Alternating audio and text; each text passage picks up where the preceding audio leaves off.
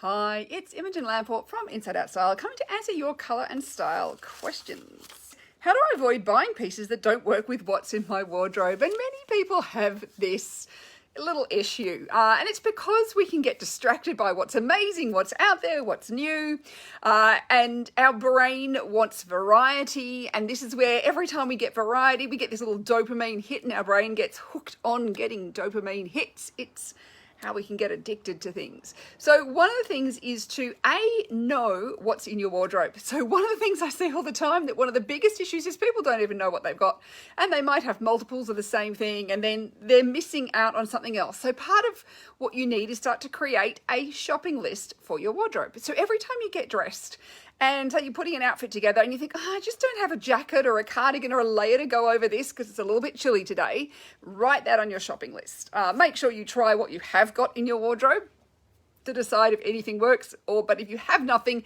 that's where you can start that shopping list. So every time you have that I wish I had it thought when you're actually getting dressed, not when you're in the stores, I want you to write those things down.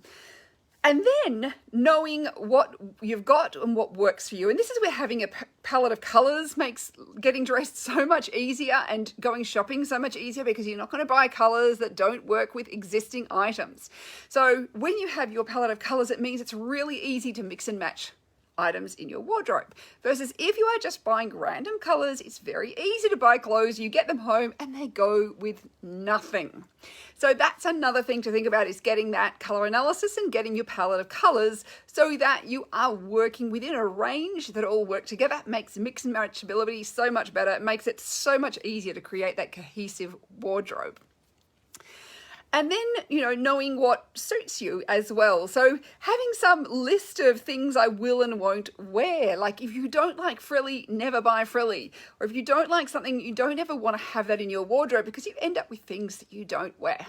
But knowing those things is once we've kind of got a bit of an understanding of those things, it's then when we're in the stores, we're armed with this information. We've got our style education, we're armed with this information, and you can make sure that when you are deciding whether or not to buy something, that you can think about your wardrobe and think, what 3 things or 5 things would go with this item if I was to purchase it?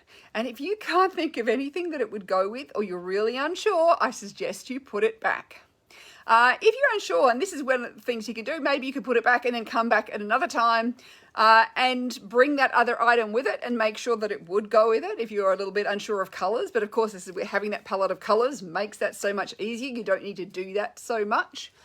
But otherwise, I'd say that if you can't think of 3 to 5 things that this new item will go with, I would be very, very careful about buying it, because this is what happens, is we buy things that are exciting and new and different, and we get them home and we never wear them because we've got nothing to go with them. So I do recommend thinking about how you can put those new items back in with what you already own. Thank you so much for watching, and I'll chat to you again soon to answer more of your colour and style questions. Bye for now.